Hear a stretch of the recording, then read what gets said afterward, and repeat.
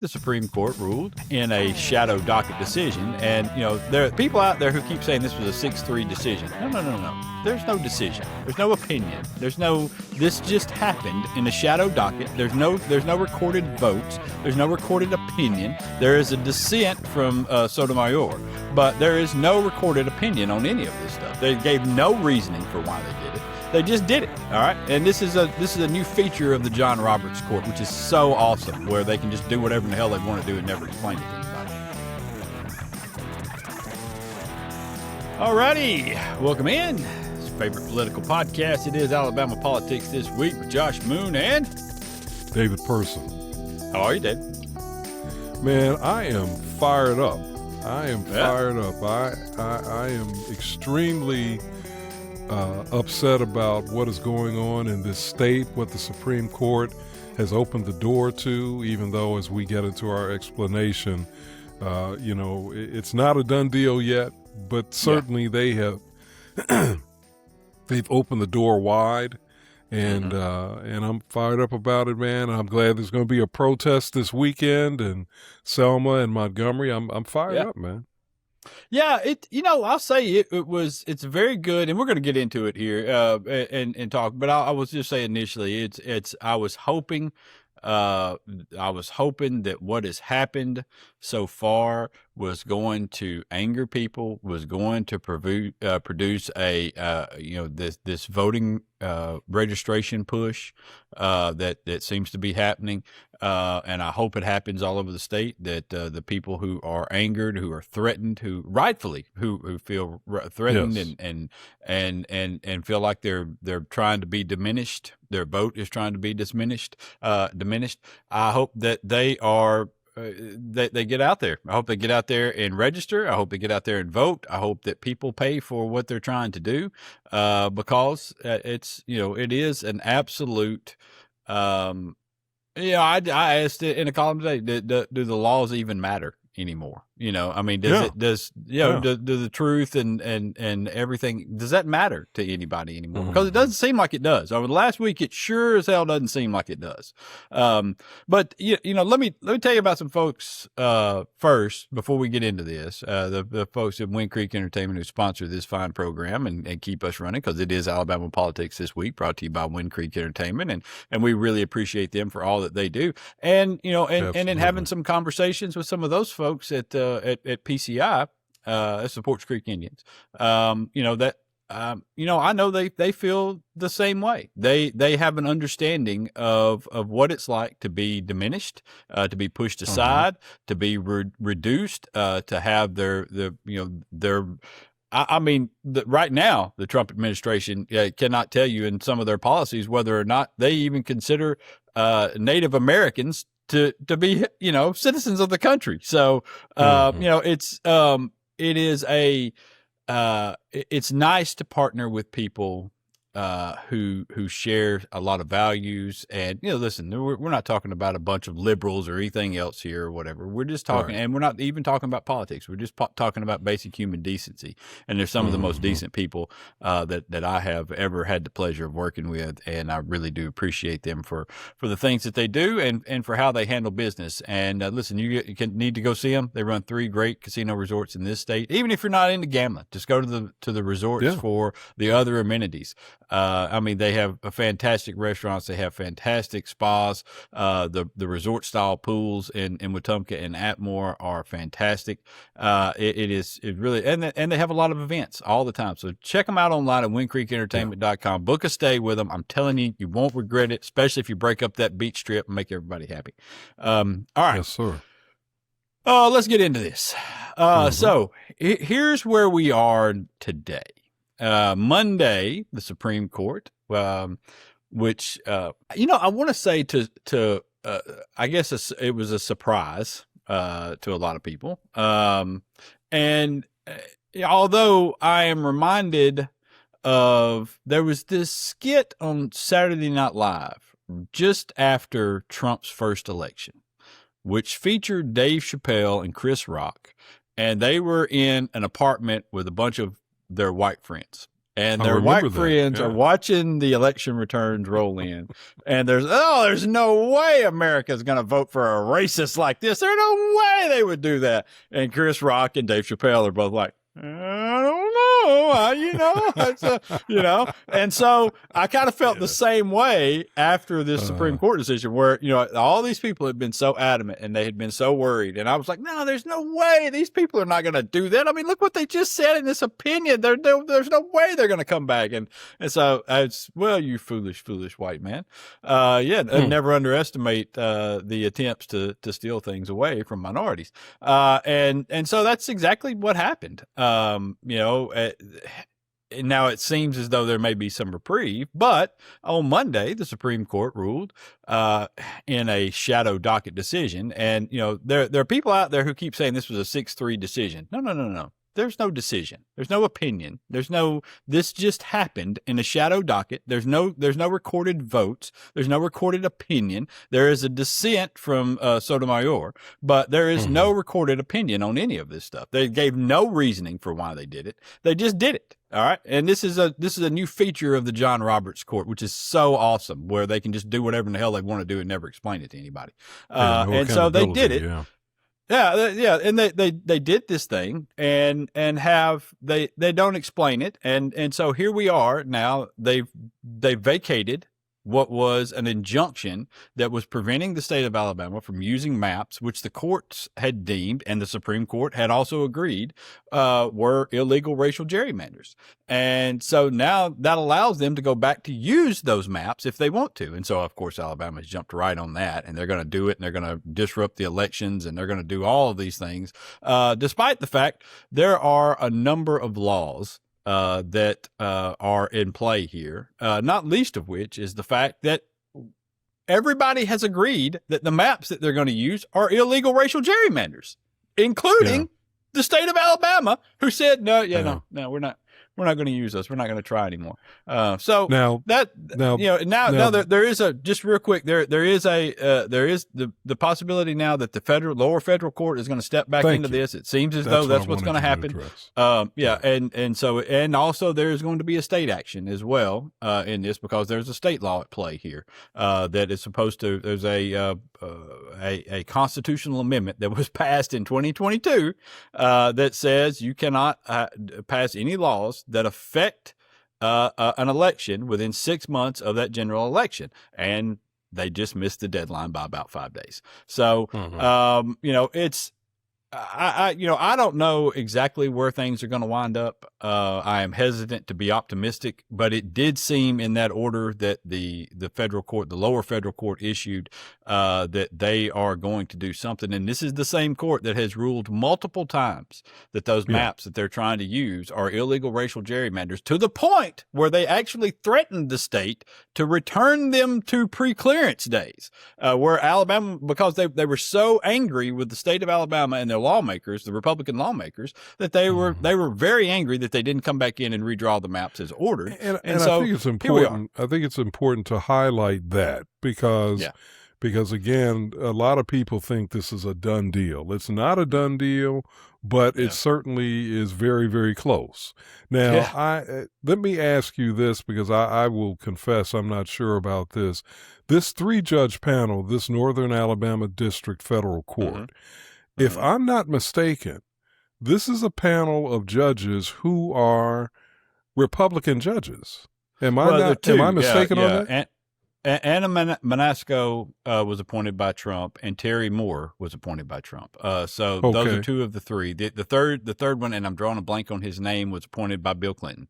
So basically he's a 90s Democrat, which is, who knows where he falls on today's scale of Republican or not. Ideologically, And most of the federal judges, once they get on the bench, there are very few of them that maintain the ultra partisan ways. There are very few of them that maintain that, and so most of them get in. even surprisingly, at least in my opinion, surprisingly, former Alabama Attorney General Bill Pryor, who's on a federal bench now, and the rulings that he's been a part of, at least some of the ones that I'm aware of, it was very clear he was thinking like a jurist and not like a partisan. And I have to say, just as a sidebar here, I remember sitting in a room with Bill Pryor years ago when I was on the editorial board of the Huntsville Times, and I came away with the feeling that even though this man was a conservative Republican, and this was back in the early 2000s, I think, even though he was a conservative Republican, he seemed to be a reasonable man. And I think that's what we've come to see as he sat on the federal bench. So, all right. So that's one thing. Now, the other thing that I think, comes out of this whole thing is that we now have a situation where people have an opportunity to stand up and really shake the rafters, so to speak, euphemistically speaking, shake the rafters. And that's what apparently is going to happen this weekend with this No Kings protest. It, in fact, is very reminiscent of Dr. King's call back in 1965 to have the nation turn its attention to Alabama. And that's what's going to happen this weekend in Selma and Montgomery. Not only are Alabamians going to be protesting, but people are coming from around the country. The No Kings movement is a major part of this. The Alabama ACLU, trying to remember, Black Voters Matter, which is a national organization. They're involved. I'm assuming the NAACP and the SELC are also involved. I mean, this is going to be a major, major deal. And I think that the Republicans in our legislature have really underestimated. They have tremendously underestimated what the impact and the response was going to be, because I think they're going to find out in the primaries and even more importantly in November that there are a lot of people that, and not just black people, but white people who have had enough. They have had enough. Yeah, I think you're right. I think and I was, like I said, I was really, really hoping that this is exactly what would happen. Is that this would ignite a fire under a lot of people, because listen, we have a lot of people in this state who are eligible to vote who are not voting. Who are not showing up to the polls, who we know are more likely to lean Democratic in their votes, and for a number of reasons they don't show up and they don't vote, and so I was hoping that would be the case. But yeah, you're right. It's I've said before, if they don't get to use these maps, then this has been one of the greatest screw-ups, greatest fumbles in political history by doing this in this state, because you don't get it. You don't get to use the maps that you wanted. You wasted time and money, and provided Democrats with yet another thing to say, hey, you're just costing taxpayers more and more of their dollars and wasting money and adding to the suffering of people.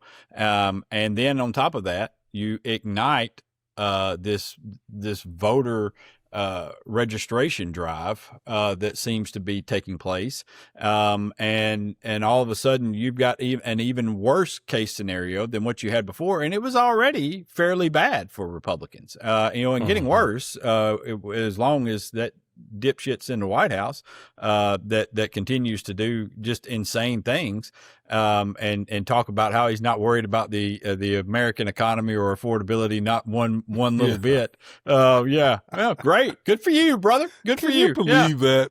Can you believe that? Oh yeah, I can, because it's completely. This motherfucker didn't know what groceries were. It was a new word to him. And last year, he didn't know what groceries were. It's a new word. Yeah, I remember that. I remember that. Yeah. So no, it's out of touch. It's just. I mean, he's so. I saw something really, this is a little aside. I saw something, Katie Couric was doing an interview with a guy named Timothy Snyder, who I think is some kind of author and sort of thinker, and he said he thinks that Trump basically has deified himself in his own mind, that he really sees himself as a god of sorts who is worthy of devotion and worship. And if you think about the way his cabinet meetings are conducted, you think about some of the things that he says and does, the way he's plastering his name all over the place in D.C., and he wants to, he loves it when people rename things, in tribute to him.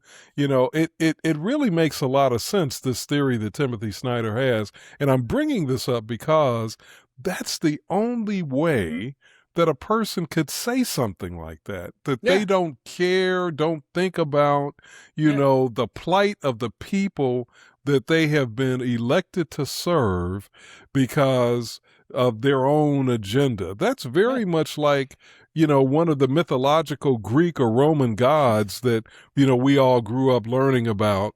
That's very much like that. No, he's an egomaniacal narcissist, man. I mean, that's just that's all he is. I mean, I think, John Mulaney, the comedian, has described him before, and I think that the descriptions of him and his presidency are the most spot on things I've ever heard about Trump. And one of them is that Trump is a rich person, like a homeless person believes he would be if he were rich. Like, I'm going to build big gold buildings, and I'm going to put my name up in gold letters all across the top of them,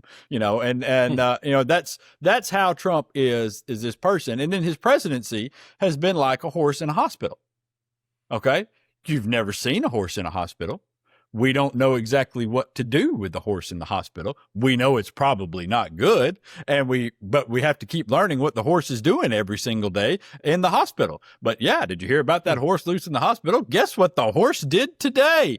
And we're always surprised when the horse didn't tear up something that day, and so that's kind of where Trump is in it. And I mean, he's nuts. I mean, he's absolutely, the whole thing is, matter of fact, I was writing a column for this week until that got blown up about Katie Britt standing in the Oval Office and having to pledge her loyalty to Trump. And right. But this is not a new thing. This is not a new thing. He's demanded loyalty to himself above all else. And everything else, Republicans. Yeah. And Republicans have repeatedly given it to him. And I've got a list that I'm working off of people who they've sold out, starting with John McCain. And I mean, true American heroes, Mark Kelly, John McCain, Vindman, all of these different folks that they've just absolutely sold out in deference to Donald fucking Trump. I mean, there's another comedian that does that as well. Yeah.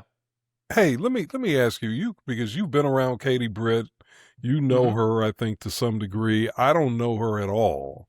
So all of my commentary about her is based on really media coverage. But based on what you know about Katie Britt, what in the world could she have been thinking in those moments when Trump put her on the spot like that, in front of the whole world? I mean, what do you think how do you think she was processing that?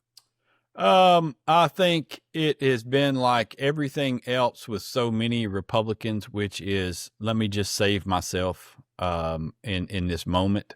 And I think, it's disappointing to me to see so many of them, Katie included, to see them, allow that to happen.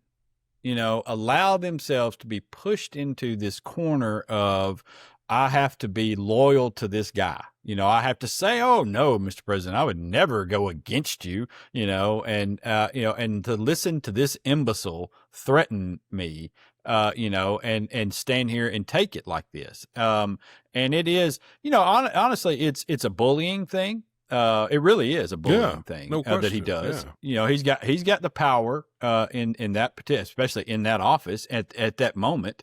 And so it's just a means of demeaning somebody. And I don't even think it's a conscious thing for him anymore. But I think she hates it. I think she hates him. I think she hates the people surrounding him. I think she hates being pressured like they get pressured all the time. Why do you think that? Why do you think that? I know that. I don't think it. I know it. You know it because I know it. All right, let me say this, okay? Right. And I mean, we're grown people. We can read between the lines on that. Sure. But let me say this, okay? You say Katie Britt hates it and all that stuff, mm-hmm. but you know who had the courage to not be bullied by the president? Huh? A little old DoorDash lady.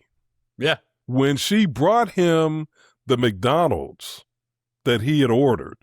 And had her standing, he had her standing right there in front of the press in the door of the White House.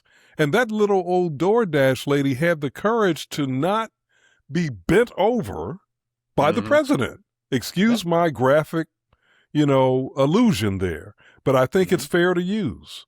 She did not bend to the president. No. Listen, I completely agree. I'm not giving anybody a pass. I'm not saying it's too hard. I'm not saying it's something that they should, because they put us in this position. Okay. They've put us in this position by not standing up to this. Okay. They've done it over and over. They should have taken a stand early on, and they should have put an end to this bullshit. Okay. They should have done it. Democrats gave them a way out. They didn't take it. Okay. And so now you've seen people, like Liz Cheney, you've seen the folks in Indiana who just got beat, all these people who are now paying a price because they've allowed him to build up this base of support, underneath the Republican Party. And so here's what's happened is the traditional Republicans have become alienated by all of this. They're sickened by a lot of this stuff, and by the way a lot of people are acting, and by Donald Trump himself. They're sickened by a lot of this stuff. Now, they still believe in the Republican agenda of corporate money and billionaires first. Yeah. But they're sickened by this stuff. And so they've been disenchanted, and they're voting for somebody else or they're not voting. But the base is, and that then creates a threat to these people when you can say, hey, I'm going to find a primary opponent for you. And Donald Trump's going to give his full endorsement or whatever that dumb shit he says about this. Well, so that's a problem.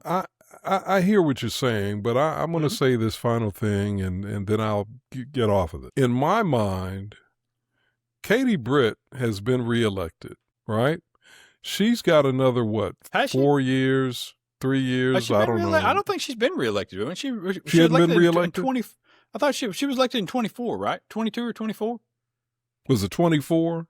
Okay. All right. So maybe if she was elected in 22, then she'd be up in 28. If it was 24, she'd be up in 30. Okay. Yeah. All right. So maybe I don't know. For some reason, I was thinking she had been reelected. But anyway, I'll accept that I'm wrong on that. But let me ask you this honestly, as even I would say, as a liberal Democratic voting person, even I would say that she's done about as good a job as a U.S. senator as I could expect from a conservative Republican Alabamian. All right, which means that I probably have disagreed strongly with 80% of what she's done, but there's in that 20%, and that remaining 20%, there's some things that she's done that I actually like and support. Yeah. And in fact, my biggest issue with her is not even so much, the policies that she supports, because I expect the conservative Republican to be just that. It's been the rhetoric. It's been the capitulation. Yeah. And so I would say this. I think that Katie Britt has a lot more strength in the base, or I'll say support in the base, in the Republican base than she probably realizes. Mm-hmm. And I think that if she had the courage to do what my man in Kentucky has done, and I'm drawing a blank on his name right now. Is it Massey? I think it's Massey. Thomas Massey. If she had the courage to do what Massey has done, I think she would be okay. Quite frankly, I think she'd be okay with Alabama voters, with Alabama Republicans. I really do. Yeah, and she may very well be. I do think polling consistently shows her to be the more popular person between the two of them, Donald Trump and her. And she is a very popular senator in this state. Now, I just think that what the problem is that it starts to become this steady cycle of retribution with Donald Trump. It becomes a steady cycle of retribution because there are other things other than losing the election as well. And look, and again, I am not excusing this. I am simply explaining why they're doing it. All right. And that's all it is. I get you. Yeah. And I listen, I think they should have taken a stand. If they would have taken a stand in mass, then this wouldn't be a problem right now. But too many of them saw this as, cozying up to Donald Trump, this transactional president.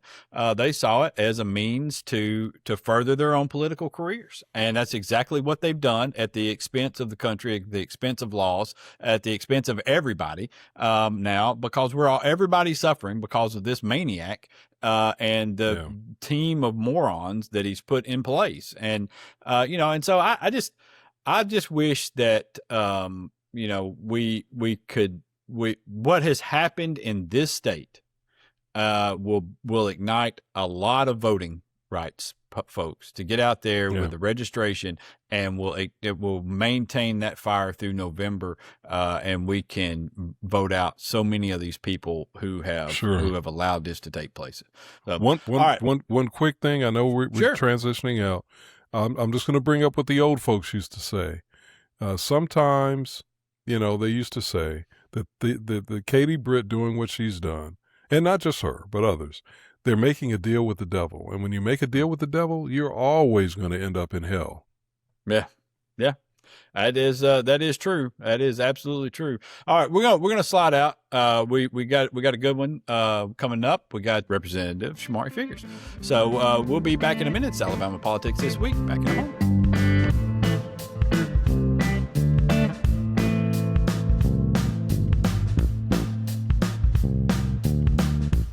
All righty, welcome back. Alabama Politics This Week. Josh Moon, David Person, and we are happy now to have with us Representative Shomari Figures, who clearly did not know where he was showing up to today. He come in and immediately I'm like, my God, man, trying to make us all look bad. I was like buttoning up a top button and everything, trying to brush things off. Love that tie, man. Love that tie. That's nice. That's a good nice. color, man. You know what though? You come in looking very nice. Last couple of times we've had Terry Sewell on. She comes in, makes us look like a couple of bums. So I mean, it's just the representation that we have is fantastic. How are you, sir? I'm doing well, man. How about yourself? I know it's been a couple of trying weeks or months, or for you especially. I guess let me just start with how do you feel? Is it frustration? Is it anger? How is the day to day for you? No, look, I feel blessed, man. At the end of the day, look, I have had the privilege of having just enormous opportunities throughout my career. Whether that's working at a White House or clerking on the federal court or working at the Department of Justice, and having a chance to represent my hometown and my home state in Congress. Like it's hard not to feel, just thrilled and blessed about that opportunity. In terms of what's going on, look, none of this is unexpected or unanticipated.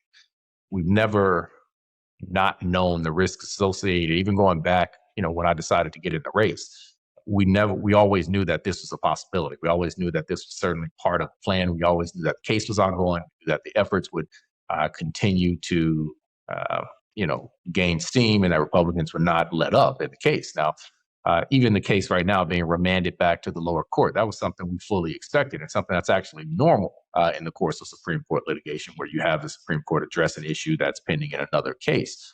The part that was not normal was the lifting of the injunction when they did it. And so, so look, at the end of the day, listen, I got my health, I got my family, I got my faith, I got my spot here in Congress to represent the people back home. So I'm not worried. I'm not, fearing the ultimate outcomes of what happens. We're here to do the job that we were sent to do. Yeah. I've said to a couple of people when we've talked about this, and a couple of Republican folks, and they have agreed with me about this, and that's that. Y'all are running around here talking about getting rid of Shomari Figures and Terry Sewell, and to my knowledge, there's nobody complaining about Shomari Figures and Terry Sewell. Certainly not in their districts. They seem to be having a really nice. Really good effort within those districts, and have turned a lot of people towards them, I think. And it's Terry Sewell's been around for a long time, and you never hear anybody complain about Terry Sewell. I mean, you never hear anybody complain about that. And it's the same. It's been the same for you in the short time that you've been there, I think. So, do you feel like you've done enough in the short time that you've been there that even if they change that district line up, even if they change it up and it's a whole new CD2 over there, that you can still retain that seat? Look, I think it's certainly winnable for sure. That district, the way the 2023 map, incorporates 8 of the 13 counties that are 7 or 8 of the 13 counties that I currently represent.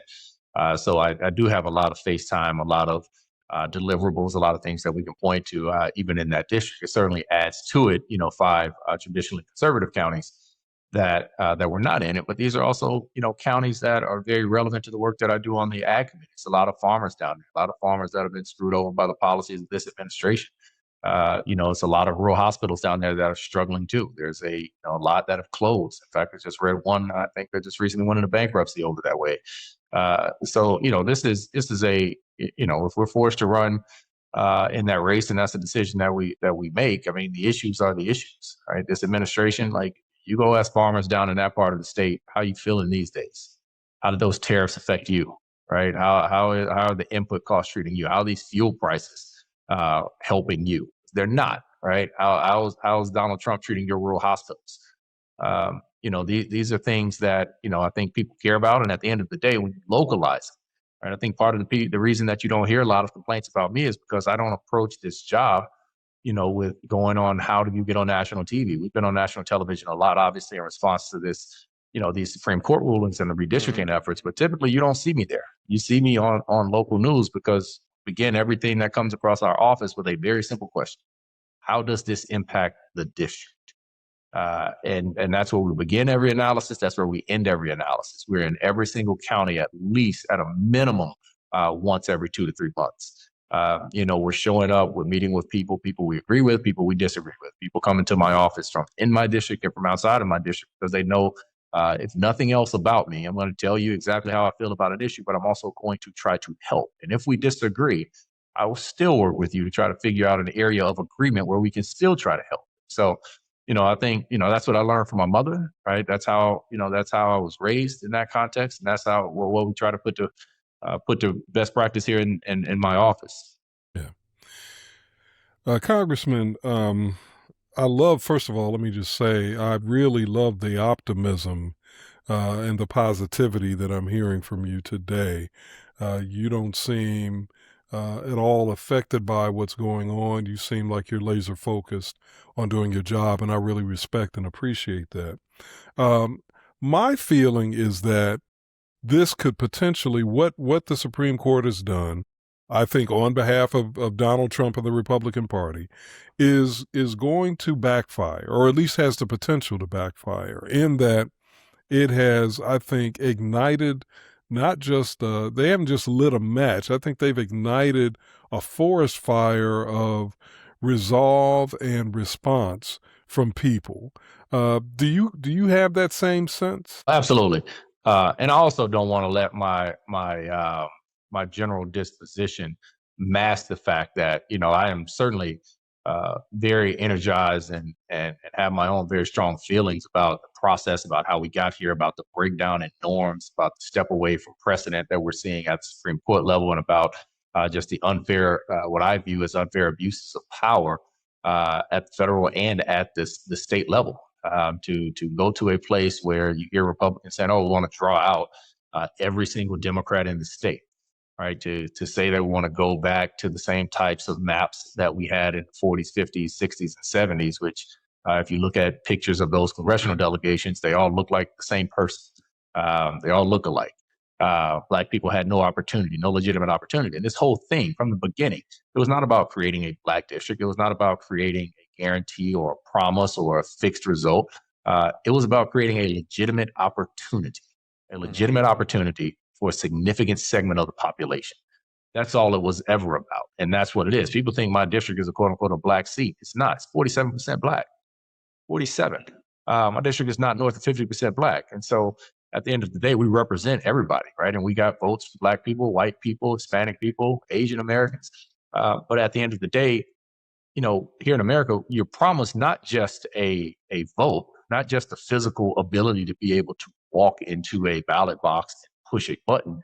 You're promised to have a meaningful vote. You're promised in America a system of democracy where we can't create systems that effectively render your vote meaningless, that effectively ice you out of an opportunity to have representation and make your vote, have any relevance. And so that's all this is about. And so, so I'm just as fired up about that as the next person. But in moments of chaos, you still have to be calm. You still have to be cool. You still have to be collected. You still have to make sure that you are leading in a way that represents, your truest intentions, your truest self, and not as reflective of, temporary emotions. There's an old saying one of my basketball coaches used to say, "Don't let 15 seconds determine the next 15 years of your life." And that's, that's how I feel about this, right? People pay me enough respect to elect me to be a representative of them, here in Congress. And that is something that is, an enormous privilege that I have, and something that I take seriously. And so we're going to keep up the fight, and we're going to keep doing what we can. So, as you know, there's going to be a massive protest this weekend in Montgomery at the Capitol, and I think it actually starts in Selma. People are planning, from what I've read, people are planning to come in from around the country for that. I suspect there will be tens of thousands of people down there if that happens. In addition to, seeing folks turn out and protest, and you got the No Kings folks, you got the Alabama ACLU, you've got Black Voters Matter and other entities that are going to be a part of this. What else would you like to see people do in order to try to take a stand here that can prevent this attempt to suppress black votes? Vote. Vote. Everything that we're seeing around this country right now is rooted in an incredibly high level of confidence that certain people are not going to go vote. And that confidence is rooted in recent history, particularly black voters. We do not show up to the polls the way we used to in the 70s and in the 80s and into the early 90s. But that's not just a black voter problem. That is a elected official problem, black and white elected official problem, because we have the obligation to make sure we're giving people a reason to feel that there's a return on the investment that they put in us in their vote. We have to give people that inspiration. We have to give people that motivation. We have to take government to them to let them know what we're working on, how this impacts you, and why it's important for you to continue to make your voice heard election after election. So it's easy to just say, hey, people go vote. But us as elected officials, we have an obligation to make sure that we're reminding people of the work that we're doing on behalf of them, and not just sit in these positions and act as if we are, entitled to it. But voting is the key to it. In the last presidential election, the one that I was on the ballot, Alabama had its lowest voter turnout in a presidential election since Ronald Reagan was elected. Right? Since Ronald Reagan was elected. I wasn't even born when that happened. Right? And so, we have to change that trend. And that wasn't just black voter turnout. That was voter turnout across the board. The civil rights movement, it came with an insurance plan. It was called the right to vote. What it did not come with was a supplemental insurance plan of how you preserve your rights and how you keep checks on government if you choose not to exercise your right to vote. And that, unfortunately, is what we're dealing with now. When people are not going to vote, then we are left in a situation where we have to ultimately rely on legislation and the courts to be able to provide the types of protections that we can guarantee for ourselves if we show up and turn out in the numbers that we're capable of. Yeah, it's it's so frustrating to me, to watch this happening again, and to see the willful, just the lying about the whole thing. Just the lying about what you're trying to do here, and you see it from so many of the Republicans in Alabama this past week, and the way they have gone about, framing this as oh no, we're trying to take race out of these elections, out of drawing these maps. We're not. This is about removing race. We're not. Look at our maps. We're now totally justified in what we were doing before. And I wonder in the conversations that you've had with folks in the district and around and everything, are people buying that? Do people buy that that's what's actually taking place here? Or are they buying those talking points from them? No. And it's quite simple. Look, and I tell people this all the time. I say, hey, do you think the state of Alabama engaged in intentional discrimination? I said, listen, set my opinion to the side. Let's look at the opinion that actually matters. It's the 3-judge panel that actually heard all the evidence, that listened to the testimony, that conducted the trial, that reviewed the facts, that wrote the decisions. These weren't just any three judges. These weren't some liberal, lefty, Joe Biden appointed judges. These are 2 judges who were appointed by Donald Trump, and a 3rd judge who was originally put on the bench by Ronald Reagan, right? They found, right? Forget what I think. Forget what you think. These 3 judges found that the state of Alabama had engaged in intentional racial discrimination. Intentional, right? That's the opinion that matters here. They are the ones who have been as close to this case as anybody, closer to this case than anybody. And so, they're the ones that said, you know what? Looking at this as federal judges, even though we were Republican appointed, the motives here were racial and it was intentional. And they tried to pack as many Black people into one district so as to limit the impact that they could have across multiple districts. They found that. The second thing that I will point to about why I don't think people, are buying it is you look at the Supreme Court decision in Louisiana, the last paragraph of that decision. Not only do they say, this is Justice Alito's the majority decision, not a dissent. This is the actual opinion. He says, we're not overturning the Alabama case. He said, we decided that case based on the arguments presented by the parties. And in that case, the state of Alabama did not even attempt to defend its maps as a political gerrymander. They didn't even make the argument, right? They didn't even try to hide what they were doing, right? And so to now come back and say, no, just kidding. Actually, what we meant was, after year, I can understand forgetting to make that point in 1 case filing, or maybe even 2 case filings. Hell, maybe even 3 case filings, you forget to make that point. But to forget to make that argument for the 5 years that this litigation has been ongoing, including at the Supreme Court, when given the opportunity to expressly make that argument, that's not what it was. And so you can't now attempt to justify actions, that you took years ago, back in 2021, when you originally drew those maps, and in 2022 and 2023, when you were continuing to defy the federal courts. You can't now say, well, actually, I did it for a different reason, a reason that you didn't even claim years ago. So I don't think people are buying it. I think it is, I think it's trying to put lipstick on a pig. Fact of the matter is they got caught with their hand in a cookie jar that read Old Alabama Ways on the outside. And the 3-judge panel called them out on it. The Supreme Court noted the fact that, that the 3-judge panel did not make a mistake in its original decision. And then the Supreme Court, again, went and highlighted the fact that we're not overturning that case because Alabama, you didn't even make the argument that it was done for political reasons. So no, people are not buying it. Yeah. I mean, it was so bad that 3-judge panel considered seriously putting Alabama back on preclearance. And I mean, that's how bad it was. Hey, before I let you go, I want to ask you one thing, just kind of off of this topic a little bit. You worked in the Justice Department. You've been around, you know how it operates, you know how it's supposed to operate. Taking a look at what's going on now, in that Justice Department, and the way that they are handling things, and the way that they are essentially being used by the person in the White House as a hammer to go after folks. And I mean, we see it. We see he makes a case for somebody, and the next thing you know, Comey is indicted again. The SPLC is facing an investigation and an indictment.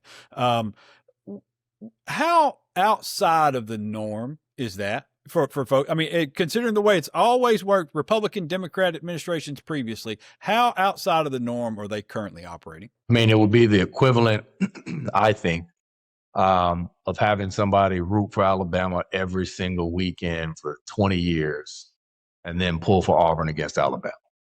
It is a complete flip, right? The standards and norms of the Department of Justice, across Democratic and Republican administrations, although you may disagree with the outcomes, there has generally always been a generic justification that could be offered by a Republican appointed attorney general or a Democratic appointed attorney general, that what they were doing was consistent with the rule of law, something that was done without political motivation, something that was done without ulterior motives, that there were no personal stakes in it.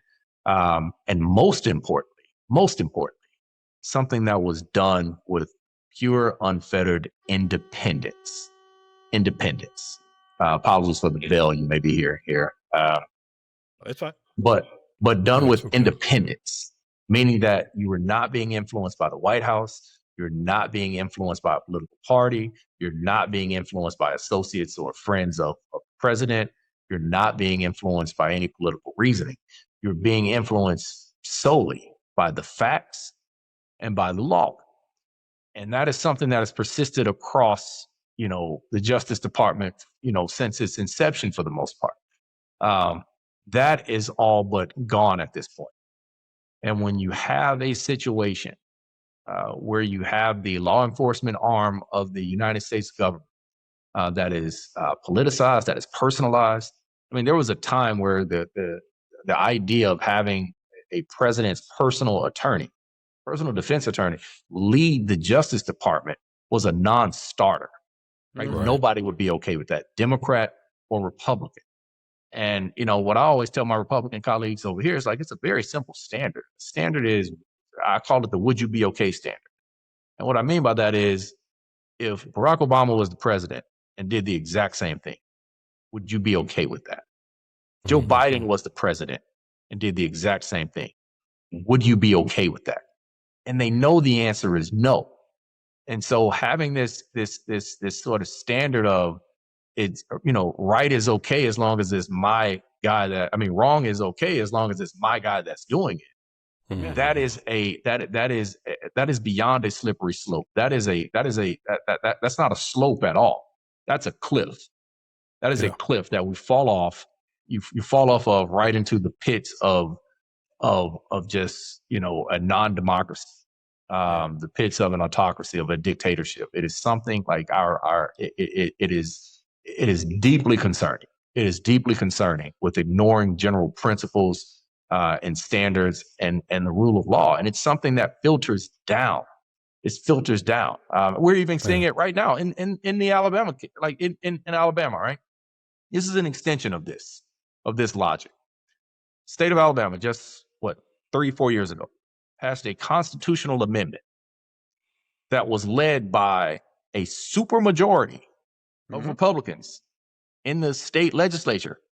It then passed overwhelmingly, I think with almost 80% of the vote, passed with almost 80% of the vote. So it became part of Alabama's constitution that said, hey, if the legislature passes any laws that deal with the conduct of an election, it cannot go into effect that same year unless you pass it at least 6 months before the election date.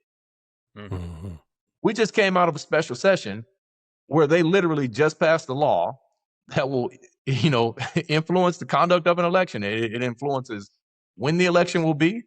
It influences where people will go vote. It influences the district lines that are at play. All of this was passed less than 6 months before the general election day. All right. Yeah. The governor still nevertheless says, you know what? It's okay. we're going to go ahead and set this special election. Right. Yeah. And no Republican has a problem with it. Right. And so my question to them is the same standard. It's the would you be okay question. If Doug Jones was the governor and the legislature passed a law that did the exact same thing at the exact same time, would you be okay with that? You would not. Like, and hopefully the Alabama Supreme Court will step in on this and literally just apply the most basic reading of the English language and apply the facts and determine that this is not right. But it's all that same spirit of the breakdown of just, the general rule of law. Yeah. Let me ask you one other quick question that's off topic, but I think is relevant. U.S. Senator Tommy Tuberville is introducing what he's calling, or what has been called, the Assimilation Act in the Senate. Are you aware of this? I'm not. I'm sure I wouldn't be surprised by what it was, though. What is it? Okay, so basically, the Assimilation Act is something that he's introduced that supposedly would overhaul the immigration system to, quote, prioritize merit, self-sufficiency, and commitment to American values. One analysis of it is that it would end chain migration, eliminate the diversity visa lottery, establish a national interest standard for admissions, crack down on visa overstays, and require what Tuberville has called commitment, character, and real civic integration. Now, I think that this is just another way to weed out people that don't look a certain way, act a certain way, believe religiously a certain way, and are inclined to vote a certain way. Assimilation, I think, is a very tricky word in my mind. What's your reaction to this? Well, look, without having read it, I can't really give you a full reaction to it. But here's what I'll say about immigration in general, right? I agree with the underlying sentiment that we do need a complete overhaul of our nation's immigration system. I believe it is unfair in a lot of respects. I think it is something that leads to just crazy wait times to get into the country. It leads to differing results. It leads to just all sorts of chaos. We've seen what our immigration system looks like. So the underlying sentiment that we need to make major reforms and even like the visa overstay piece, that's something I can get behind, because you get like Republicans here that say that, if you listen to Republicans, all of the illegal immigration flows across the southern border. Mm-hmm. Well, statistically, that ain't true. Over half of the people that are in this country illegally came here through a legal visa, and they overstayed the visa. Right. So when you talk about immigration enforcement, then absolutely those are the people that we should be, making sure comply with the terms of their visa. But at the end of the day, any immigration law has to be rooted in American values, and changing those values, to try to make them more politically oriented or whatever the case may be, is not right. I believe our system should be rooted in the value that this is a land of opportunity. It is a land of freedom. It is a land of chance. It is a land that, Native people here are an extremely small group of people. Everybody came here via immigration or via forced servitude, right? And slavery. We have to acknowledge that. We can't just come to this country and slam the door behind us and say, nope, I get to set all the rules, right? For that will effectively block out anybody that I don't like politically, or anybody I don't like the way they look, or I don't like the country that they come from. We have to have a system that in place that is fair, that is equitable. And I also think one that is rooted in realities, that we can't deport everyone here that's here legally. So we need to develop a system that encourages people that have been here, who have been complying with the laws, complying with, the things that we expect of people living in this country, to come out of the shadows. Maybe that's not a pathway to citizenship, but it certainly allows them to continue to be able to contribute to this country, contribute to our economies, in a way where they don't have to live in fear of somebody kicking in their door without a warrant. Well, listen, we appreciate you. We appreciate what you've done, how you're doing it, how you've handled the job, how you've done the job. And I know a ton of people in the district that you represent currently, whether it changes or it doesn't, also really appreciate the way you've done it. I hate that what is taking place now is likely to affect you. But listen, we'll keep fighting with you. And anything I we can appreciate do it, to help. man.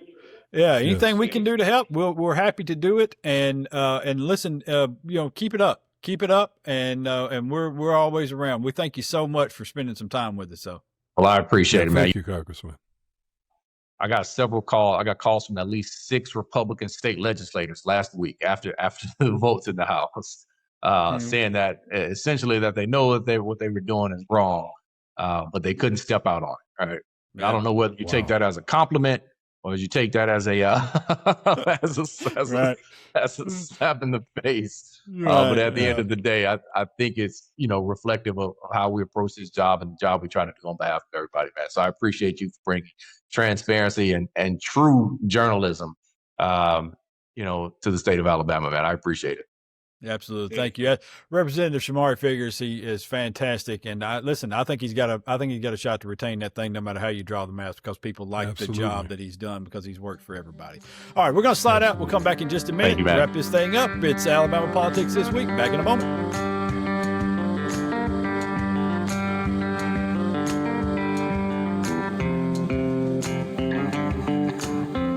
Alrighty, welcome back. Alabama Politics This Week. Josh Moon, David Person. Our thanks to our friends at Wind Creek Entertainment again, to Representative Shomari Figures for joining us, and all the folks that follow along, the SPLC for all that they do. We really do appreciate them for everything. We want to get into the right wing nut here, because we've run a little long, so and it also offers us an opportunity to talk about something else that happened last week, and that is our right wing nut is going to be Nathaniel Ledbetter, which is honestly a sentence I never thought I'd say. I never thought I would say that man was going to be, because I've spoken with him. I know a lot of people who know him very well, and think very highly of him. And I've always found Ledbetter to be a level-headed, rational, kind of a businessman approach to things. Somebody very cordial, somebody who does not get involved in the rhetoric, someone who stays above the fray on most things. And he talked himself into a real pickle. My apologies to Jamel Brown. He got himself into a real pickle this week. He said apologies to Jamel Brown. Yeah. Yeah. Okay. Yeah. But the pickle reference, I got it. Right. Yeah. That's right.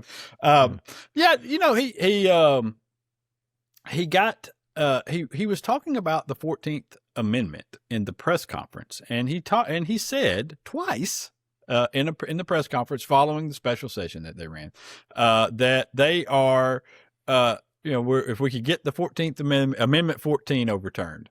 And then brought it back around again. And listen, there's some discrepancy in what, he was saying and trying to say. And I know a little bit about the behind the scenes of this and what was actually the intent with what he was saying. And I'll tell you, David's going to kill him, and that's perfectly fine. He set himself up for this, and I'll say, though, that I was disappointed in the response to this after I heard what was the explanation for what he was saying, which was that he was not attempting to say that he wanted them to overturn the 14th Amendment, because, let's be honest, that's not even on the table. You know what I mean? That's not even something that's on the table that people are really discussing. And so I've kind of figured there was another intent there behind this. And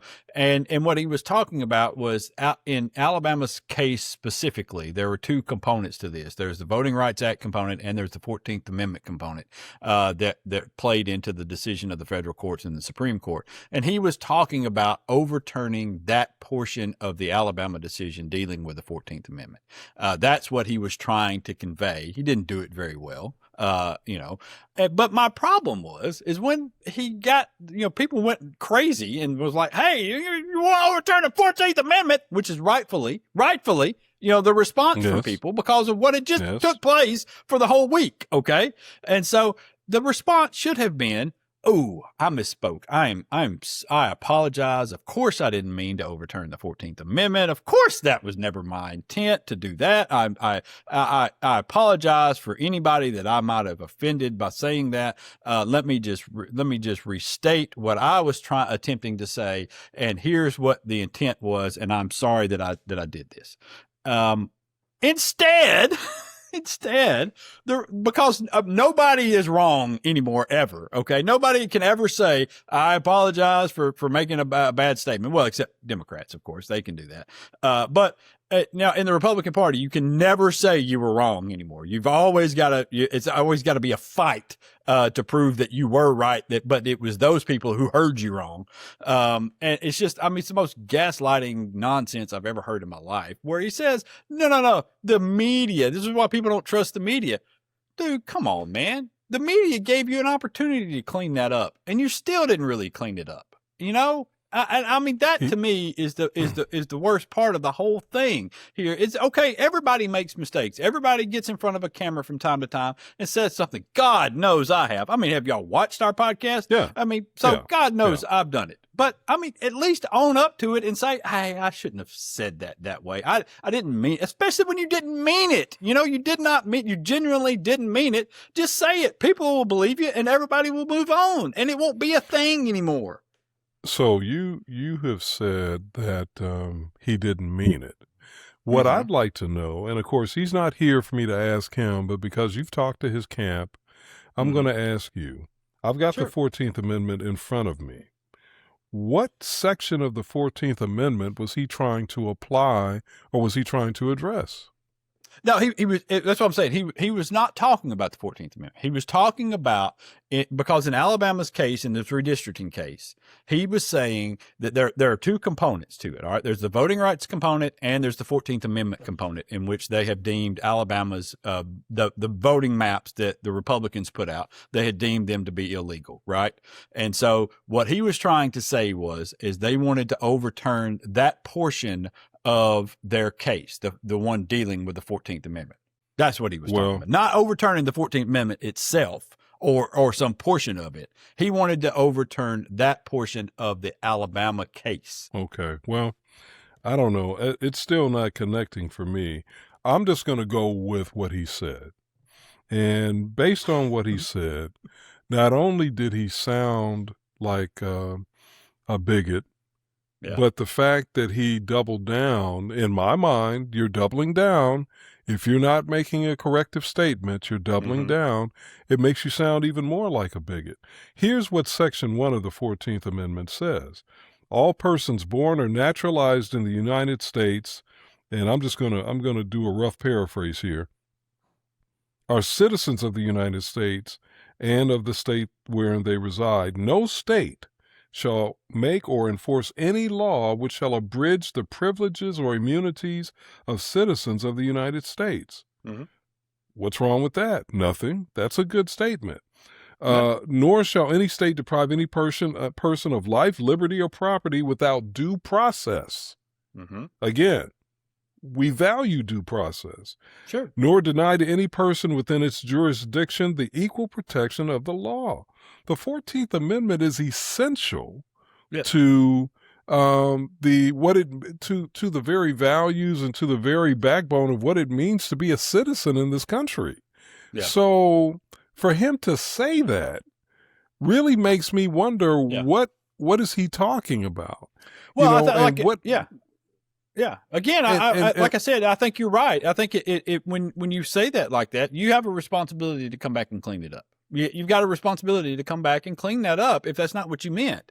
And the fact that he was given two shots to clean it up, one at the press conference and then one later, and he attacked the people for attacking him. That to me, like I said, there was never any option on the table to overturn the 14th Amendment. The Supreme Court's not looking at that. Alabama's not challenging that. And so that's why I said it never made any sense to me. I knew there had to be some other intent there. And that was the intent, was it was the 14th Amendment portion of the Alabama case that he was talking about. And so, but just say that, why don't you just say that? Just say that to people so they don't think that you're a raging racist. And what is the 14th Amendment portion of the case? Again, that's not connecting for me. What is that? Well, because, and so I believe it was Anna Manasco's opinion that she had in the case. So there were two separate issues with Alabama's maps. One of them dealt with the Voting Rights Act itself in Section 2 of the Voting Rights Act. And then another one, they said there's also a 14th Amendment issue with this as well. And I'll have to go back and read the whole thing. And, we could, I'm not really sure. But there is a portion of that. There's two things there that have to deal with it. And it's been talked about a fair amount. And so, I think that is that's the problem is that they got into those rooms, and a lot of people who don't really know what they're talking about, like me right now, in terms of what the 14th Amendment situation is, he said the wrong thing, and he clearly knows he said the wrong thing. So why not just come back out later and say, hey man, I really screwed this up, and I apologize for that. That's not what my intent was. Here was my intent. You're still not going to agree with me on this, but at least I wasn't trying to overturn the Constitution of the United States, and disenfranchise people, willy-nilly. And so that was. And I think part of the problem, too, is that he said this in the context. The larger context is he and the rest of the Republicans in the Alabama state legislature are trying to suppress the black vote. Mm-hmm. So when you couple that with his statement, where we're talking about an amendment that first and foremost is guaranteeing the right to due process and equal protection in particular, you got to wonder what in the world is he talking about, and what is it that they have planned? What are they? And that's really what it is. I think that's the larger thing as I wrap this up. What in the world do they have planned? What's coming next? Bad things. We got, this very overtly racist, in my mind, attempt to suppress the black vote that they're trying to do in Alabama and all around the country. And what's next? The 14th Amendment, is that next? If possible, yes. If possible, yes. So we'll leave you with that comforting thought. Until next week, y'all be safe out there.